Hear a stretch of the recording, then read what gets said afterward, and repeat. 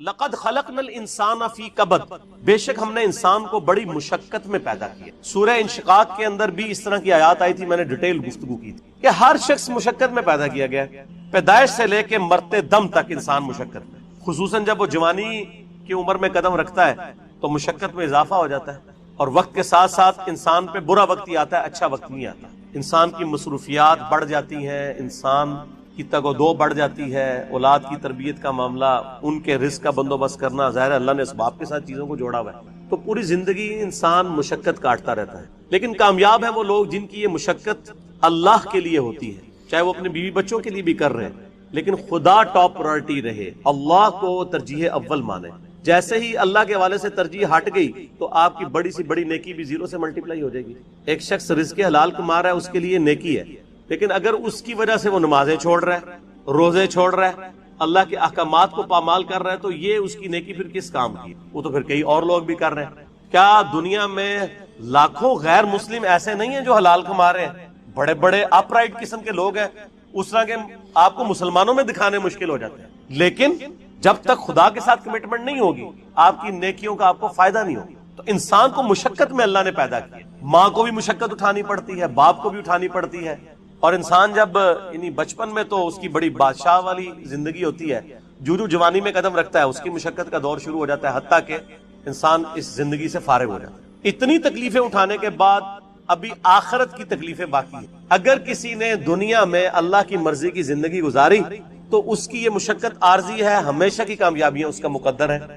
اور اگر کسی نے دنیا اپنی مرضی کی گزاری تو یہاں پہ کتنی عیاشی کر لے گا، وہ الٹیمیٹلی مر کے ہمیشہ کی زندگی میں اللہ تعالیٰ کے حضور اسے ناکامی کا سامنا کرنا پڑے گا، اور ہمیشہ کی مشقتیں، ذلت اور عذاب اس کا مقدر ہونے والی ہیں، بولے اعوذ باللہ تعالی۔ تو انسان کی کوشش ہوتی ہے، اب وہ کوشش اگر پازیٹیو ہے رزلٹ پازیٹیو نکلے گا، نیگیٹو ہے تو نیگیٹو نکلے گا۔ اسی کا ذکر اب آگے آ رہا ہے، اَيَحْسَبُ أَن لَّن يَقْدِرَ عَلَيْهِ أَحَدٌ، کیا انسان یہ گمان کرتا ہے کہ اس پر کسی کا بس نہیں چلے گا؟ یعنی وہ اگر دنیا اپنی مرضی کی گزار ہے تو یہ سمجھ رہا ہے آخرت بھی اپنی مرضی کی گزارے گا؟ نہ، ایسا نہیں ہوگا۔ یقول اہلکت مالا لبدا، بڑے فخر سے کہتا ہے کہ میں نے تو بڑا مال خرچ کیا ہے۔ اسپیسیفکلی تو اشارہ ہے مشرکین عرب کے ان امیر لوگوں کی طرف جن کا ذکر قرآن پاک میں کئی جگہ ہے کہ وہ بڑا فخر کرتے تھے کہ ہم حرم مکہ کی جو خدمت ہے وہ ہمارے ذمہ ہے، ہم یہاں پہ حاجیوں کے اوپر جو ہے وہ خرچہ بھی کرتے ہیں، اللہ کی راہ میں لوٹاتے ہیں۔ اللہ فرماتا ہے ان اعمال کا فائدہ نہیں ہے جب تک تم اللہ کی توحید اور اس کے نبی علیہ السلام کی رسالت پر ایمان نہیں لاؤ گے، شرک سے کنارہ کشی اختیار نہیں کرو گے، تو یہ حاجیوں کے اوپر کھانا پینے کے اوپر پیسے صرف کرنا، یہ مال جو تم لگا رہے ہو اور بڑی اکڑ رہے ہو کہ اللہ کے حضور اس کا کوئی اجر ملے گا، کوئی اجر نہیں ہے اس کا۔ اَيَحْسَبُ أَن لَّمْ يَرَهُ أَحَدٌ، کیا وہ خیال کرتا ہے کہ اسے کسی نے نہیں دیکھا؟ اس کو نہیں پتا یہ تم لوگ کس لیے کر رہے ہو؟ وہ کرتے تھے صرف اپنی عمارت کو جتانے کے لیے، ریاکاری کے لیے، لوگوں پہ اپنی جو دولت ہے اس کا روب ڈالنے کے لیے۔ جس طرح آج کل بھی آپ دیکھتے ہیں لوگ مساجد کے اندر وضو خانے بنواتے ہیں، ٹوائلٹس بنواتے ہیں، قالین ڈلوا لیتے ہیں، تو باقاعدہ وہ کئی جگہ پہ تو دیکھا گیا نیم پلیٹ لکھوا دیتے ہیں کہ وضو خانہ فلاں کے لیے ہوا ہے، فلاں کے سالے ثواب کے لیے۔ بھائی اگر سالے ثواب کے لیے بھی ہے تو اللہ کو تو پتا ہے نا، آپ کے لکھنے کا تو اللہ محتاج نہیں ہے، نیکیوں کو تو چھپانا چاہیے۔ یہ خطرہ ہے کہ آپ کی نیکیاں برباد ہو جائیں، اور کئی لوگ تو جو ہے وہ حرام کے مال سے جو ہے اس طرح کے معاملات چل رہے ہوتے ہیں، اور وہ یہ سمجھتے ہیں کہ ہم اللہ کی راہ میں تھوڑا سا پیسہ خیرات کر کے اپنے باقی کے مال کو حلال کر لیں گے۔ ایسا نہیں ہوگا، اللہ تعالیٰ بہت غیرت مند ہے۔ صحیح مسلم میں حدیث ہے قیامت والے دن ایک سخی کو، ایک شہید کو اور ایک قاری کو بلایا جائے گا۔ اللہ تعالیٰ شہید سے پوچھے گا تجھے میں نے اتنی صحت دی، گیون سرکمسٹانسز تیرے لیے فیوریبل کیے، تو نے اس کے بدلے میں میرے لیے کیا کیا؟ وہ کہے گا یا اللہ میں نے جان دے دی، اور کیا کرتا؟ سب سے بڑی قربانی یہی ہو سکتی۔ اللہ فرمائے گا تو نے جان اس لیے دی تاکہ لوگ تجھے کہیں بڑا بہادر ہے، تو تجھے دنیا میں لوگوں نے بڑی تعریف کی تھی، تجھے دنیا میں اجر مل چکا ہے اس ریاکاری کا، اونا منہ کر کے دوزخ میں ڈال دیا۔ بولے اعوذ باللہ اللہم اجرنا من النار، آمین۔ سخی سے اللہ پوچھے گا تجھے اتنا مال دیا تھا، تو نے میرے لیے کیا کیا ہے؟ کہ یا اللہ میں نے اتنا صدقہ اور خیرات کیا تیرے علم میں، حتیٰ کہ میں نے مسجدوں میں نیم پلیٹ بھی اپنے نام کی لگوائی ہے، تجھے نظر نہیں آتی وہ پلیٹیں؟ یہ میں کہہ رہا ہوں اس کی ایکسپلینیشن۔ اللہ فرمائے گا تو نے اس لیے سب کچھ کیا تاکہ لوگ کہیں بڑا سخی ہے، تو دنیا میں تیری بڑی تعریف ہوئی ہے۔ آج بھی آپ دیکھ لیں، میں نام لیے بغیر کہتا ہوں، لاکھوں کے دسترخوان روزانہ کے چلا رہے ہیں حرام کے مال کے اوپر، اور لوگ ان کی بڑی تعریف بھی کرتے ہیں، دیکھیں جی چلے جو کچھ بھی ہے غریبوں کو کھلا بھی تو رہا ہے نا، یہ کرائٹیریا دنیا میں ٹھیک ہے، یہ فرزانہ ڈاکو والا معاملہ جو ہے نا، وہ کہ بھی ایک ڈاکو وہ امیروں سے لوٹ کے غریبوں کی مدد کرتا تھا، یہ فلموں میں اچھا ہے، اللہ تعالیٰ کے لیے نہیں ہے۔ اللہ تو ایک کسی بھی کریٹیکل ریزن کی وجہ سے زیرو سے ملٹیپلائی کر دیتا ہے سب کچھ۔ بے پرواہ ہے نا سر، آپ اپنی داڑھی پگڑی نمازوں سے اور بڑے بڑے دسترخوانوں سے عوام کو دھوکہ دے سکتے ہیں، اللہ کو نہیں۔ صحیح مسلم میں حدیث ہے، اللہ تعالیٰ تمہارے شکلوں اور تمہارے مال کو نہیں دیکھتا، دلوں اور اعمال کو دیکھتا ہے۔ شکل بھی نہیں دیکھنی اور مال بھی نہیں دیکھنی۔ آپ لوگ کیا دیکھ رہے ہوتے ہیں؟ بڑا نورانی چہرہ ہے، اللہ کا کتنا کرم ہے اس پہ، کتنی دولت ہے، اور اللہ کا فرما رہا ہے دل اور اعمال۔ حتیٰ کہ صحیح بخاری میں آتا ہے، اور اس کا ذکر اشارتاً سورہ توبہ میں بھی آیا ہے، جب نبی علیہ السلام نے اپیل کی نا غزوہ تبوک کے موقع پر، رومن امپائر سے لڑنا تھا، سب سے بڑی سپر پاور، تو چندے کی اپیل کی، تو ایک صحابی نے پوری رات ایک یہودی کی یعنی مزدوری کرنے کے بعد اس کو ایک مٹھی جو ہے نا وہ کھجوریں ملی معاوضے کے طور پر۔ بارٹر سسٹم تھا نا، ضروری نہیں کرنسی ملتی تھی، کھجوریں مل جاتی تھی، جو کے دانے مل جاتے تھے، گندم مل جاتی تھی، اور وہ ایک مٹھی کھجور لا کر نبی علیہ السلام کے پاس پیش کرتا ہے کہ میری طرف سے یہ جہاد کے لیے قبول کریں۔ وہاں پہ منافقین ہوتے ہیں جو اوپر سے مسلمان ہیں، وہ آپس میں ایک دوسرے سے ٹھٹا مذاق کرتے ہیں کہ یہ دیکھو ایک مٹھی کھجور سے کیا فرق پڑنا ہے، اور نبی علیہ السلام اتنے خوش ہوتے ہیں کہ آپ علیہ السلام ان کھجوروں کو وہ جو جتنا مال ہے اس کے اوپر یوں بکھیرتے ہیں اور فرماتے ہیں یہ سب پہ بھاری ہے، پیچھے اخلاص ہے نا۔ اسی لیے دیکھیں نیکیاں قیامت والے دن گنی نہیں جانی، تولی جانی ہے۔ مکے کے اندر رہنے والا شخص جو روزانہ 5 وقت نماز حرم میں پڑھتا ہے، ہزاروں لاکھوں نمازوں کا ثواب کماتا ہے، عین ممکن ہے کہ اس کی لاکھوں نمازیں، ایک وہ شخص جو سڑک کے کنارے مزدوری کرتا ہے، وہ مسجد تک بھی جانے میں اس کو تردد ہے، اور وہیں پہ وہ اپنا کپڑا ڈال کے جون جولائی کی تپتی دوپہر کے اندر سڑک کے کنارے کسی درخت کی چھاؤں میں صرف فرض ہی ادا کر لیتا ہے، اس کی ایک نماز ظہر ہو سکتا ہے اس کی ہزاروں نماز ظہر جو حرم میں ہے اس سے بڑھ کر ہو، کیونکہ اللہ نے نیکیاں تولنی ہے، گننی نہیں ہے۔ اگر کسی کے پاس 5 نوٹ 10-10 روپے کے ہوں اور ایک نوٹ 5000 روپے کا ہو تو ورتھ کس کی زیادہ ہے؟ 5000 کی۔ اگرچہ نوٹ وہ ایک ہے لیکن اس کی ویلیو زیادہ ہے۔ اسی طریقے سے اگرچہ حرم میں نیکیاں زیادہ ہیں لیکن ان کی ویلیو، ورتھ، اسی کو وہ کہا جاتا ہے نا کہ اللہ تعالیٰ کوالٹی دیکھتا ہے، کوانٹٹی نہیں دیکھتا، کوالٹی اس کی زیادہ ہے۔ اس کو جو اللہ نے حالات و واقعات دیے تھے اس میں بیسٹ وہی پرفارم کر سکتا۔ تو قیامت والے دن نیکیاں تولی جائیں گی، گنی نہیں جائیں گی۔ اور پھر اس میں آتا ہے کہ تیسرا قاری بلایا جائے گا، عالم، قرآن کا حافظ، صحیح مسلم کے الفاظ ہیں۔ ہاں بھائی قرآن کا علم دیا تھا، کیا کیا؟ کہے گا یا اللہ میں نے تو اتنے لوگوں کو تقریریں کی، اتنے واعظ کیے، اتنے درس قرآن دیے، یہ کرتا رہا۔ اللہ نے فرمایا وہ اس لیے کرتا رہا کہ لوگ تیری بڑی تعریف کریں کہ تو بڑا علامہ ہے، تو دنیا میں تیری تعریف ہوئی ہے، اتنے بڑے بڑے اشتہار تیرے نام کے نہیں چھپتے تھے جس کے آگے پیچھے اتنی لمبی لمبی دمیں لگی ہوئی ہوتی تھی، تو تجھے دنیا میں اجر مل چکا ہے، اس کو بھی اوندا منہ کر کے دوزخ۔ تو ریاکاری کے ساتھ اعمال ایکسیپٹیبل نہیں۔ ایحسب ان لم یرہ احد، کیا اس نے یہ خیال کیا کہ اسے کوئی دیکھ نہیں رہا؟ الم نجعل لہ عینین، کیا ہم نے ان کے لیے 2 آنکھیں نہیں بنائی؟ اب یہ اللہ تعالیٰ انسانوں کو مخاطب کر رہا ہے کہ جو میں نے تمہیں نعمتیں دی ہیں ان پر غور و تفکر کرو، اور پھر اس کا تقاضا کیا ہے وہ بھی آگے بیان ہوگا۔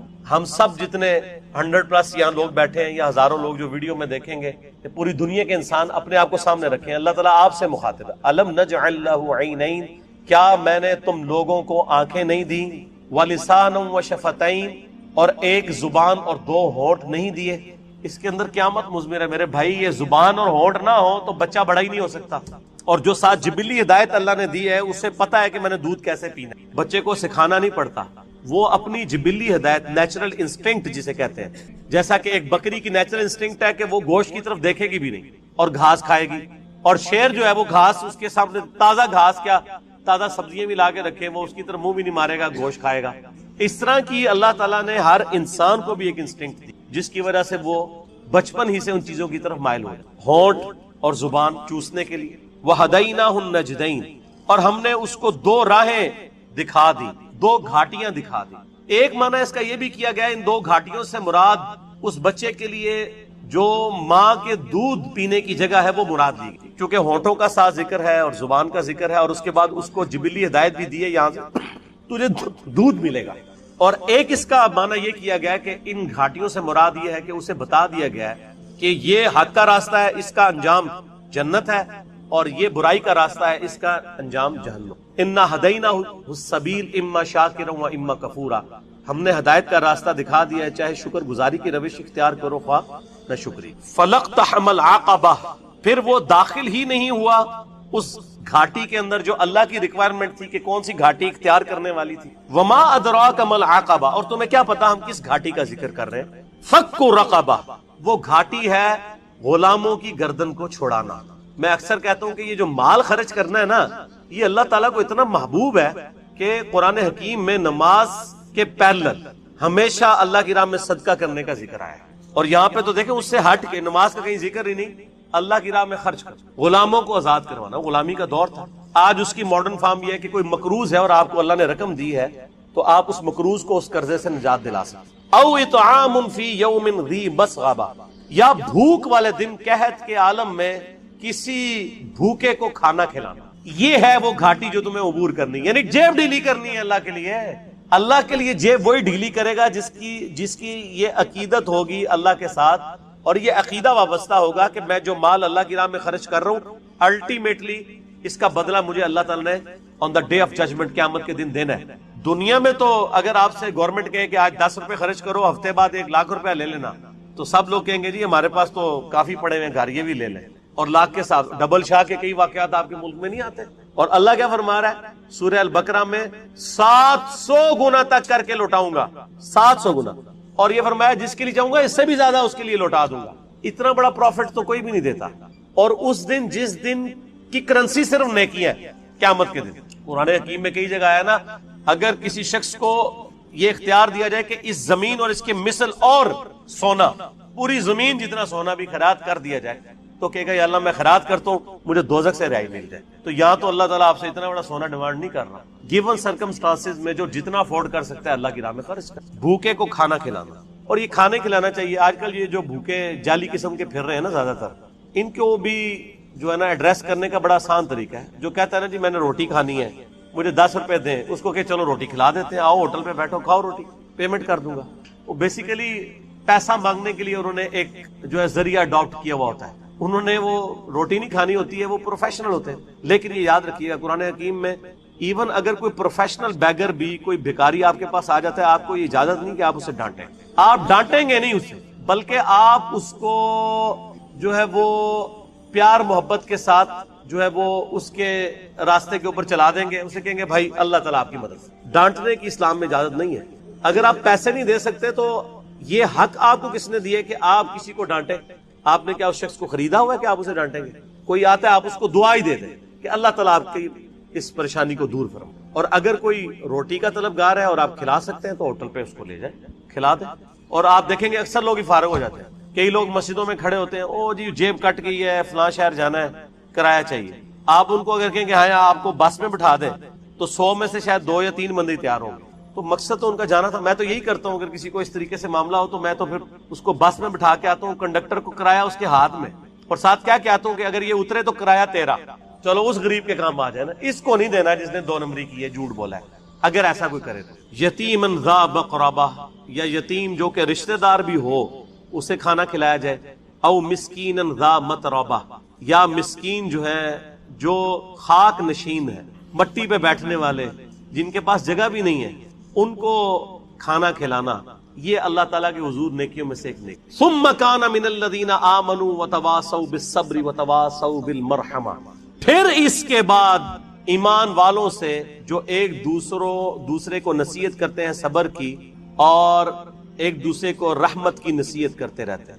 دیکھیں اللہ کی راہ میں صدقہ اور خیرات کرنے کے بعد اللہ تعالیٰ نے ایمان لانے کا ذکر کیا ہے، اور اللہ کی راہ میں جو صبر و استقامت ہے اس کا ذکر، صرف امپورٹنس بتانے کے لیے کہ اللہ کی راہ میں جیب ڈھیلی کرنے کی کتنی امپورٹنس۔ ایمان لانے والے، صبر اختیار کرنے والے، اور صبر کی تلقین کرنے والے، یہ تو خیر ڈیٹیل آگے سورۃ العصر میں آئے گی نا، جو 4 کامیابی کے لیے شرائط ہے، ان میں آخری 2 شرائط یہی ہیں کہ آپ نے حق بات کی تلقین کرنی ہے اور صبر کی تلقین۔ اولئک اصحاب المیمنہ، یہی وہ لوگ ہیں جو قیامت والے دن دائیں ہاتھ والے ہوں گے، یعنی ان کا نامہ اعمال ان کے دائیں ہاتھ میں دیا جائے گا۔ والذین کفروا، وہ جو انکار کرنے والے ہیں، ناشکری کرنے والے ہیں، بآیاتنا، ہماری آیات کی، ہم اصحاب المشأمہ، وہ لوگ ہوں گے بائیں ہاتھ والے، علیہم نار مؤصدہ، ان پر قیامت کے دن آگ چھا رہی۔ بولے اعوذ باللہ تعالی، اللہم اجرنا من النار۔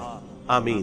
یہ قرآن کا اسلوب ہے کہ جب بھی اہل ایمان کا ذکر ہوتا ہے نا تو ساتھ ہی ساتھ فاسقین کا اور اہل جہنم کا بھی ذکر ہوتا ہے، اہل جنت کا ذکر ہوتا ہے تو اہل جہنم کا بھی ذکر ساتھ میں ہوتا ہے، کیونکہ دونوں چیزیں پیرلل میں ہیں۔ صرف یہ نہیں ہے کہ میٹھی نیند آپ کو سلا دیا جائے، تصویر کا دوسرا رخ بھی دکھایا جائے کہ بھائی بڑے معاملات سخت ہوتے ہیں۔ تو یہ ہمارا جو نعرہ ہے یہ قرآن و سنت کے بالکل مطابق ہے، اور اگر کوئی اس کو نہیں مانتا تو اس کا مطلب یہ ہے کہ پھر وہ نبی کے مقابلے پہ اپنے بابوں کو بڑی شے مانتا ہے۔ علمی پوائنٹ نمبر 7، سیکنڈ لاسٹ، وَلَا تَسُبُّوا الَّذِينَ يَدْعُونَ مِن دُونِ اللَّهِ فَيَسُبُّوا اللَّهَ عَدْوًا بِغَيْرِ عِلْمٍ۔ لوگوں کے جھوٹے خداؤں کو جن کو وہ اللہ کے سوا پکارتے ہیں گالی مت دو، کہیں ایسا نہ ہو کہ وہ انجانے میں بغیر علم کے تمہارے سچے خدا کو گالی دیں۔ یہ اکثر نا لوگ مجھے مشورہ دیتے ہوئے نظر آتے ہیں، حالانکہ اس کا جواب میں نے کئی دفعہ ریکارڈ کروایا کہ اس آیت کو آپ نے مس کوٹ کیا ہے۔ یہ آیت تو ہمارے حق میں دلیل ہے۔ آج تک آپ نے مجھے سنا کہ میں نے کبھی بابا گورو نانک کی کوئی توہین کی ہو، کسی پنڈت کی میں نے کوئی توہین کی ہو؟ نہیں، کیونکہ قرآن نے مجھے حکم دیا ہے کہ تم نے کافروں کے جھوٹے خداؤں کو کچھ نہیں کہنا، ورنہ وہ تمہارے سچے خدا کو کہیں گے۔ اب اگر بریلوی، دیوبندی، اہل حدیث، شیعہ یہ سمجھتے ہیں کہ ان کے بزرگ جو ہیں وہ کافروں کے جھوٹے خدا ہیں تو ٹھیک ہے، میں ان کو برا نہیں کہوں گا، وہ کہیں گے نہیں مسلمانوں کے، سر پھر یہ آیت فٹ نہیں ہوگی۔ یہ یاد رکھیے گا، مسلمانوں میں جو کوئی غداری کرے گا اس کے لیے آیت نہیں ہے، ان کے لیے منافقین والی آیات لگتی ہیں۔ ہم نہیں کہتے تمہارے بزرگ منافق تھے، ہم کہتے ہیں کہ جو تم کہتے ہو وہ درست ہے۔ یہ کہتے ہیں ساڑھے بزرگوں نے سی قرآن دیس دا پتا، جی بالکل آپ صحیح کہہ رہے ہیں، نہیں سی پتا، بالکل ٹھیک کہہ رہے ہیں، نہیں سی پتا، ورنہ یہ گل نہ کر کے جانے۔ تو یہ بات یاد رکھیے گا، جنیوا کنونشن کے رائٹس صرف مخالف فوج کے قیدیوں کو حاصل ہیں، اگر اپنا فوجی غداری کرے تو ڈیتھ پینلٹی ہے۔ پاکستان کا کوئی فوجی غداری کرے گا تو اسے قید نہیں ملے گی، اسے سزائے موت ہوگی۔ ہاں، اگر پاکستان کے دشمن ملک کا کوئی فوجی قید میں لایا جائے گا اسے اقوام متحدہ کے جو رائٹس ہیں قیدیوں کے وہ ملیں گے۔ اسی طریقے سے کافروں کے جھوٹے خداؤں کا پروٹوکول ہے، مسلمانوں نے جو جھوٹے خدا بنائے ہوئے ہیں، جھوٹے بزرگ بنائے ہوئے ہیں، ان کا کوئی پروٹوکول نہیں ہے، کیونکہ وہ اسلام کی پیٹھ میں چھرا گھونپ رہے ہیں۔ لہٰذا اس آیت کو مس کوٹ کر کے، اس قرآن کی آیت کی تحریف کر کے اپنی قبر بھاری نہ کریں ان بزرگوں کے پیچھے کہ جن کا پتہ ہی نہیں آپ کو کہ ان کے ساتھ آخرت میں کیا معاملہ ہونے والا ہے، اچھا یا برا۔ تو اس لیے میرے بھائی ان بابوں کو مانیں جو کتابوں کو مانتے ہیں۔ ہمارے بابے یہ ہیں امام بخاری، امام مسلم، ہم ان بابوں کو مانتے ہیں جو کتابوں کو مانتے ہیں، جو کتابوں کے غدار ہیں ہم ان بابوں کو نہیں مانتے۔ اور جن جن لوگوں نے اسلام کو کنٹریبیوٹ کیا ہم ان کو مانتے ہیں۔ کہتے ہیں جی آپ سلطان الہند کو نہیں مانتے، بالکل میں مانتا ہوں۔ سلطان الہند حضرت ڈاکٹر ذاکر نائک حفظہ اللہ تعالی، جن کی دعوت سے 1 ملین سے زیادہ لوگ ڈائریکٹلی یا انڈائریکٹلی مسلمان ہوئے، یہ الجزیرہ کی رپورٹ ہے، 10 لاکھ سے زیادہ لوگ۔ جی میں مانتا ہوں، نہ علی ندی کھوتی مار جائے گی جی۔ تو آڈے سلطان الہند دا تے سٹوریاں وچ لکھے ہے، پتہ نہیں ایسی کہ نہیں، اے تے زندہ سلطان الہند ہے نا، انہوں کیوں نہیں مندے؟ کہنا نہیں کلمہ تو پڑھایا ہے لیکن عقیدے ٹھیک نہیں۔ تواڈے بابے دے بھی عقیدے ٹھیک نہیں ہے، میرے نبی سا ہے ہی کوئی نہیں، تیرے بابے تے شاہی کوئی نہیں۔ آندا کوئی کہنا 90 لاکھ نو کلمہ پڑھایا، ان کو 90 لاکھ تے چھڑ دے، اودوں تے بعد ہی نہیں سی سب کانٹیننٹ دی 90 لاکھ۔ اے جن 10 لاکھ تو زیادہ کلمہ پڑھایا وہ زندہ جے، انہوں ولی اللہ منو، کہہ گئے عقیدے ٹھیک نہیں، تواڈے بابے دے بھی عقیدے ٹھیک نہیں۔ لہٰذا آندا کوئی کلمے کی دھوس نہ لگائے۔ لوگ کہتے ہیں جی انجینئر کے باؤ اجداد کو کلمہ جو ہے وہ بزرگوں نے پڑھایا تھا۔ تو دیکھو تمہارے بزرگوں سے بڑا بزرگ وہ ہے کہ جس کے بزرگوں کو انہوں نے کلمہ پڑھایا تھا، ان بزرگوں کے ماننے والی آنے والی اگلی نسلوں کو میں نے رسول اللہ کے ساتھ جوڑ دیا صلی اللہ علیہ وآلہ وسلم۔ ان دسو بڑا بابا کیڑا ہے؟ باباؤں کا بابا، ہاں میرے نبی سا ہے ہی کوئی نہیں، تیرے بابے تے شاہی کوئی نہیں۔ تو کلمے کی دھوس نہ لگایا کریں بھائی۔ ہم تو نان مسلمز کی کنٹریبیوشن کو مانتے ہیں۔ حضرت گیوٹنبرگ 1440 عیسوی میں، 8 سے 600 سال پہلے، اس بندے نے ایک کرسچن پریسٹ تھا، پرنٹنگ پریس بنایا، ورنہ آج بخاری مسلم قرآن میرے پاس نہ ہوتے، ہم سب مل کے بھی ایک قرآن نہیں تھے لکھوا سکتے۔ اس وقت بھی اگر کاتب سے آپ کو قرآن ہینڈ رائٹنگ میں لکھوانا پڑے 30 سے 40 لاکھ روپے خرچہ آتا ہے۔ پرنٹنگ پریس کی وجہ سے یہ آپ کو 300-400 روپے اور اچھی کوالٹی کا 2-3 ہزار کا ملتا ہے۔ یہ حضرت گیوٹنبرگ کی برکات ہے۔ انہوں نے اس وقت انجیل کو، بائبل کو پرنٹ کرنے کے لیے پرنٹنگ پریس بنایا تھا۔ اسی کے بعد ریولوشن آئی ہے، سائنٹیفک ریولوشن بھی آئی، لوگوں نے اپنی کتابیں لکھنی شروع کی، ایک دوسرے سے علم شیئر کرنا شروع کیا۔ فزکس کی فیلڈ میں ہم اوپر چلے گئے، میتھمیٹکس میں اوپر گئے، بیولوجی کی فیلڈ میں۔ اس سے پہلے جس کے پاس نالج تھا وہ لے کے مر جاتا تھا، کتنے کلمی نسخے تیار کریں۔ تو حضرت گیوٹنبرگ کی خدمات کو بھی ہم مانتے ہیں، عقیدے کو نہیں مانتے۔ تمہارے بزرگوں کی خدمات کو مانتے ہیں، عقیدے کو نہیں مانتے. ویسے بھی بخاری مسلم میں حدیث ہے اللہ تعالیٰ بعض اوقات کسی فاسق سے بھی دین کا کام لے لیتا ہے.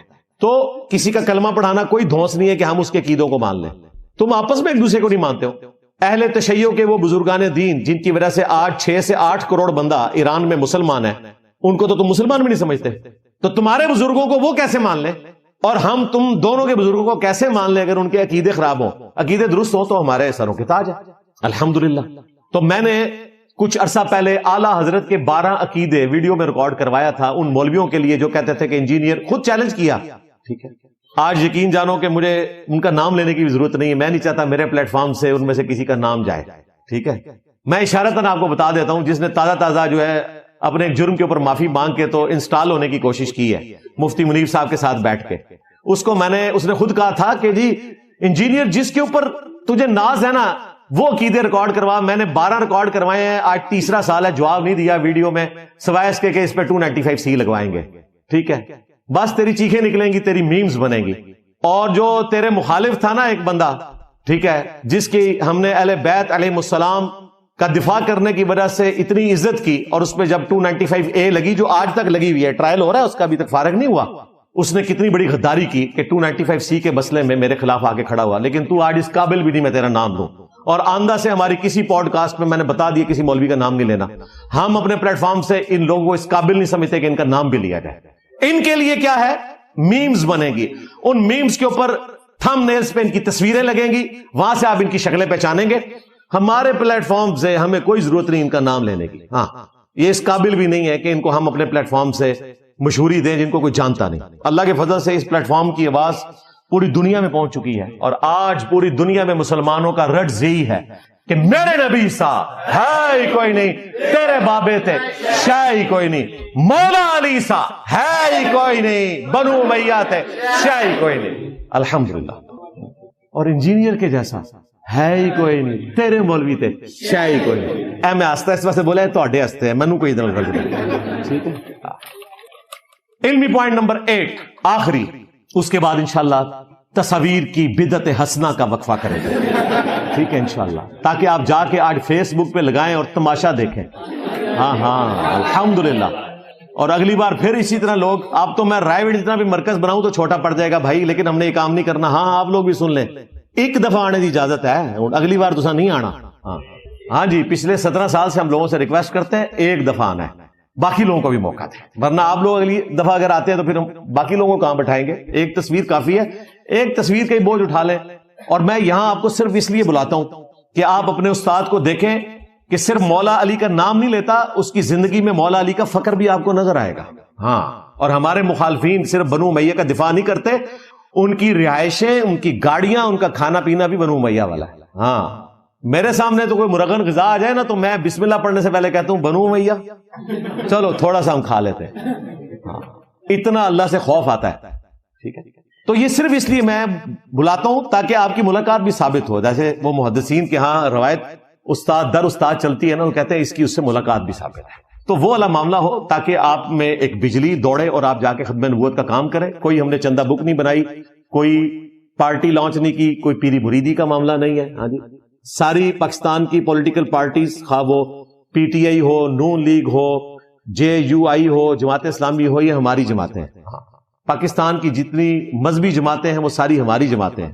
ٹھیک ہے، ہم سب کو آن کرتے ہیں، اور جہاں وہ غلط کام کریں گے اختلاف رائے رکھتے ہیں. اسی طریقے سے ریاست جہاں غلط کام کرے گی، آج تو ریاست ہمارا نیریٹو لے کے چل رہی ہے کہ نان اسٹیٹ ایکٹرز کو ہم نے یہاں نہیں رہنے دینا. ٹھیک ہے، جب ان کے گھروں تک آگ پہنچی ہے تو انہیں خیال آیا اس چیز کا. ٹھیک ہے، ہم نے تو اپنے حصے کی تکلیف بھگتی ہے، شکر ہے ہماری آنے والی نسلیں تو بچ جائیں گی. اور میں آپ کو آج ایک بہت بڑی چیز پریڈکٹ کر رہا ہوں، زیادہ عرصہ نہیں گزرے گا 295C بھی تختہ مشق بن جائے گی ان مولویوں کی غلط حرکتوں کی وجہ سے جو انہوں نے میرے اوپر 295C لگوائی. ہم تو 295C کے ساتھ اس حوالے سے ایگری نہیں کرتے کہ اس میں توبہ کی شک موجود نہیں ہے. توبہ کی شک اس میں ہونی چاہیے. باقی 295C کے حوالے سے ہماری کئی ایک ریزرویشنز ہیں، وہ میں نے اپنی ویڈیوز میں ریکارڈ کرائی ہوئی ہیں. آج میں اس کی تفصیل میں نہیں جانا چاہتا، لیکن اگر اس قانون کو آپ نے باقی رکھنا ہے تو اس قانون کے اوپر خود کش حملہ نہ کرو. مولویوں نے خود کش حملہ کر دیا نظر آتی کونسل کے ذریعے. اب تو لوگ کہہ رہے ہیں کہ جناب ایسے قانون کا ہم نے کیا کرنا ہے کہ جو مسلمانوں پہ لگا کے آپ مسلمانوں کو اندر کیے ہوئے ناجائز لگا کے.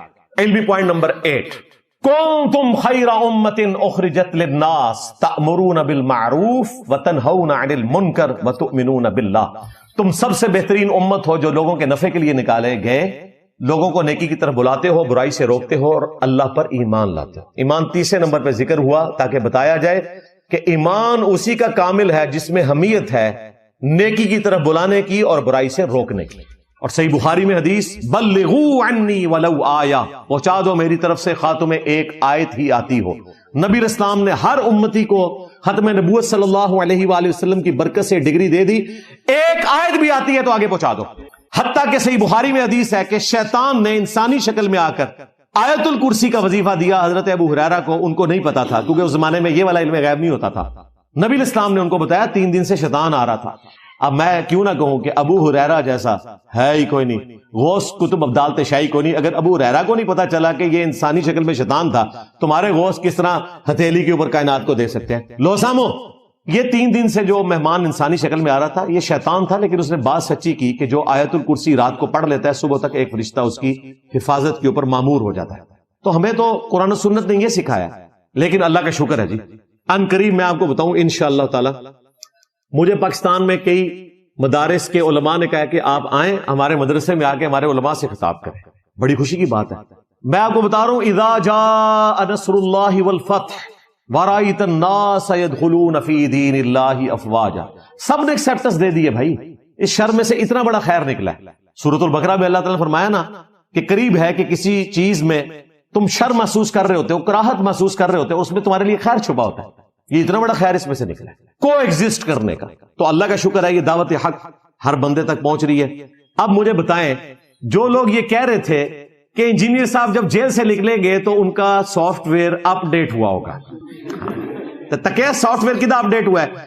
میرا سافٹ ویئر نہیں اپ ڈیٹ ہوا، ہمارے مخالفین کا اپ ڈیٹ ہو گیا ہے، میرے حق میں ویڈیوز بنا رہے ہیں۔